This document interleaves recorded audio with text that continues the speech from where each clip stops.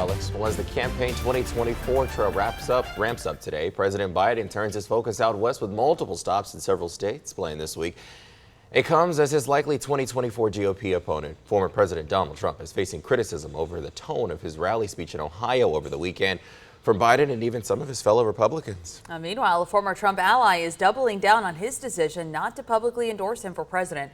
Naomi Ruckham has more. I won't be endorsing Donald Trump this year. Former Vice President Mike Pence told CBS Face the Nation why he won't publicly back his former boss, Donald Trump, for president. I see him departing from the mainstream conservative agenda that has defined the Republican Party over the last 40 years.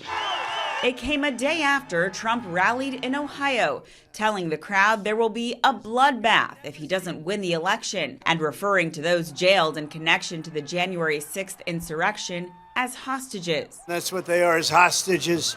They've been treated terribly and very unfairly. The former president was criticized for those comments and these, which stoked fears of possible criminals crossing the southern border. Well, in some cases, they're not people, in my opinion. These are animals, okay? The general tone of the speech is why many Americans continue to wonder, should President Trump be president? President Biden said during Saturday's off-camera gridiron dinner to embrace the January 6th insurrectionists pose the gravest threat to our democracy since the American Civil War. We celebrate the friendship between two great nations. Yesterday, President Biden hosted the Irish Prime Minister at the White House for St. Patrick's Day. Today, he begins a multi-day trip out west with stops planned in Nevada, Arizona, and Texas.